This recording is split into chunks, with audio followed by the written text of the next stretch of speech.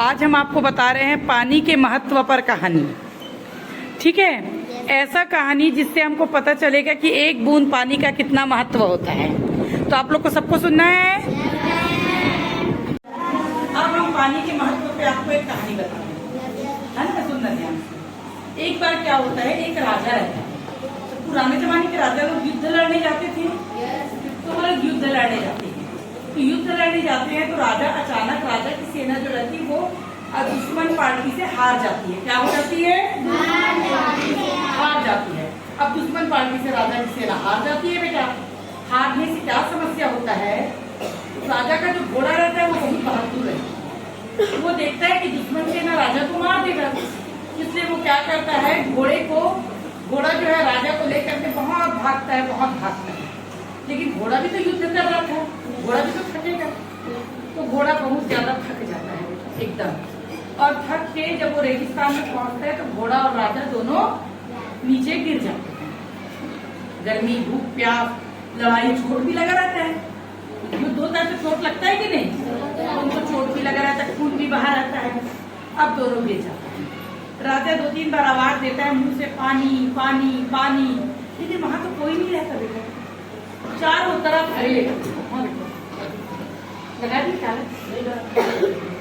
चारों तरफ रेगिस्तान, पानी का कोई नाम नहीं, आदमी का कोई नाम नहीं। अब एकदम ज्यादा परेशान हो जाता है राजा, और आखिरी में बेहोश। तभी वहां से बहुत देर बाद शाम को एक राहगीर गुजरता है।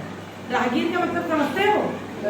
वहीं से जाने वाला आदमी, वहीं से एक आदमी क्रॉस करते रहते हैं। तो वो देखता है घोड़ा और राजा दोनों निर्जीव हालत में पड़े हैं, इनको कहीं नहीं जाके देखूंगा तो ये मर जाएंगे। तो वो राजा के ऊपर थोड़ा सा पानी छींटता है, मुंह में थोड़ा सा पानी डालता है, तो राजा को हल्का सा होश आता है। राजा बोलता है पानी पानी। लेकिन रेगिस्तान में बेटा पानी की इतनी ज्यादा कमी रहती है, वो आदमी चाहता तो नहीं देता, वो अपने घर के लिए भर के ले जा रहा है। लेकिन वो घोड़े को भी पानी पिलाता है और राजा को भी पानी पिलाता है। और पानी पिलाने के बाद वो राजा को घोड़े के ऊपर डाल देता है और घोड़ा को धीरे धीरे अपनी कुटिया तक के ले जाता है। वहां ले जाके राजा की 2 दिन तक के देख रेख करता है।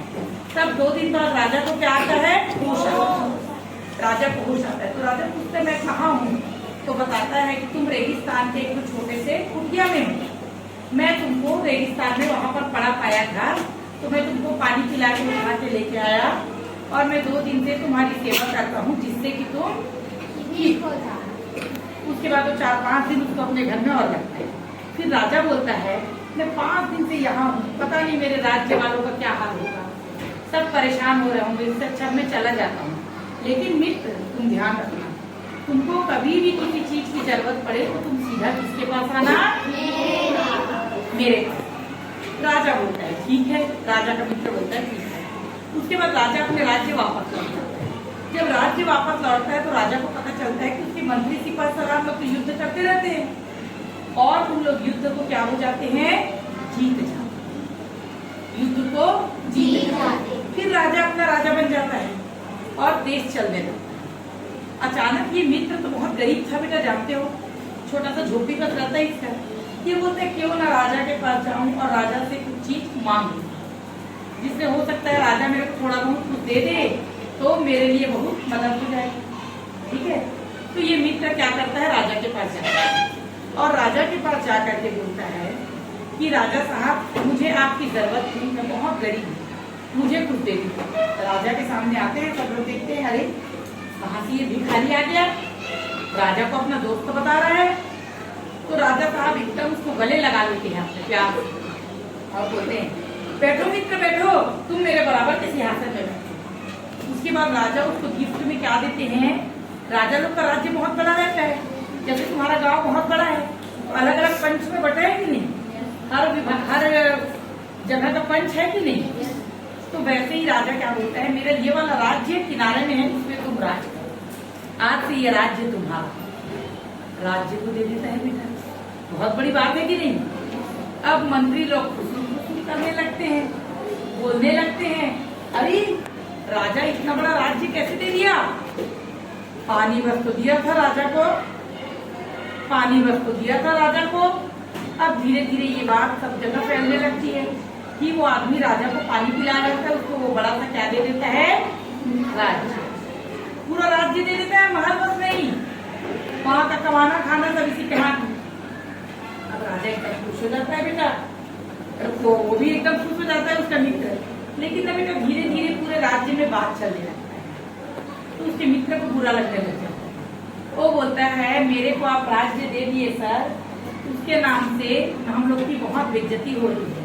क्या हो रही है? हम लोग की बहुत बेइज्जती हो रही है। मत दो, मैं वापस अपने गांव चला जाता हूँ और मैं भिखारी ही। राजा बोलते नहीं दोस्त, आज से तुम्हारे बारे में कोई बोलेगा तो मैं उसका सर कलम कर दूंगा, सर को काट दूंगा। तो बोलता तब तो मेरी और बदनामी करेंगे राजा जी, सब लोग बोलेंगे इसके कारण हमारे घर का आदमी मर गया, ये तो और बेइज्जती। तो बोलते अब कैसे करें? तो राजा बोलता है तुम चिंता मत करो, मैं कुछ ना कुछ उपाय निकाल। 2-4 दिन बीत जाते हैं। फिर राजा क्या करता है, अपने पूरे मंत्रिमंडल को खाने पे बुलाता है। किसमें बुलाता है?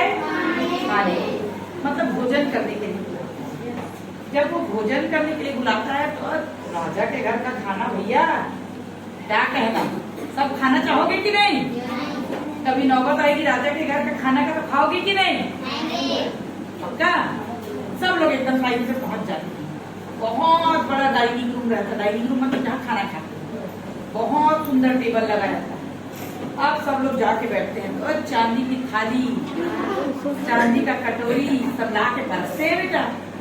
तभी राजा जी आते हैं। राजा जी बोलते हैं मैं आप सभी से हाथ जोड़ के क्षमा मांगता हूँ, क्योंकि मेरे को अचानक एक अनिवार्य काम से बाहर जाना, तो आप लोग एकदम आराम से खाना को खाओ और बढ़िया आराम से खाना को क्या करो, एंजॉय करो, मैं निकल रहा हूँ।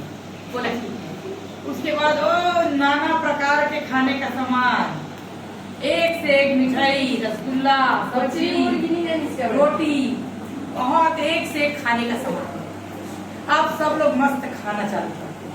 राजा तो चला जाता है और उसके बावर्ची लोग खाना को परसते हैं। उसके बाद सब लोग बोलते हैं भाई पानी लेकर के आना, तो उसके बाद बावर्ची बोलता है हो ला रहा। उसके बाद सब मस्त खा रहे हैं, गपागप खा रहे हैं। फिर बोलते मेरे पानी लेकर के आना, तो वो बोलते हाँ ला रहे। धीरे धरो पानी लाते हैं, पानी आ रहा। उसके बाद ये लोग खाते जाते हैं लेकिन पानी नहीं आता बेटा। अब इन लोग एकदम घबरा जाते हैं, बोलते हैं भाई पानी लाओ ना, नहीं तो हम लोग राजा को बता देंगे। ये कोई तरीका नहीं है कि आप लोग हमको पानी नहीं दे रहे हो, पानी तो दो हमको, कह के चिल्लाने लगते हैं बेटा। तो राजा बोलता है हो ना।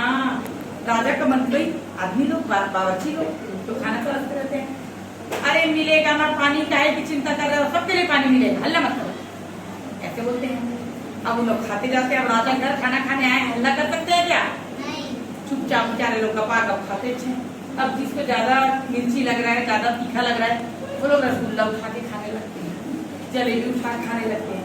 लेकिन पानी का प्यास बुझेगा क्या? रसगुल्ला जलेबी। उसके बाद सब नौकर लोग बाहर निकल जाते हैं।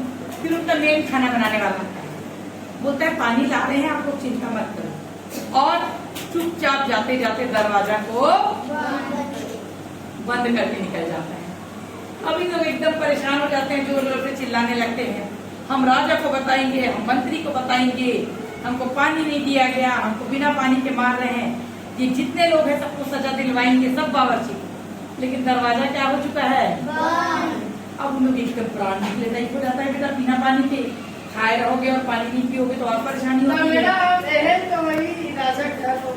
तो दरवाजा, इस कमरे में मैं सब पानी को बाहर कर दूंगी और कमरा दरवाजा लगा दूंगी, तो कहाँ पावे पानी, है ना? कोई नहीं देने तैयार, सब राजा के आदमी। कौन देगा? सजा पाएगा। अब राजा घर में राजा चलेगा ना भाई, उसके इतने नौकर चाकर लोग नहीं दे रहे तो और कौन देगा? तो कोई नहीं देता पानी। पूरा रात निकल जाता है बेटा, दूसरा दिन सुबह हो जाता है, कोई पानी नहीं देता। कोई ऐसे पड़ा है, कोई ऐसे पड़ा है, किसी को चक्कर आ रहा है। पूरा दिन रात निकल जाता है। सब लोग खूब गाली देते हैं राजा को, बोलते इससे अच्छा तो हमको खाने पे ही नहीं बुलाना है, ऐसा वैसा। अब सब चीज निकल गया बेटा।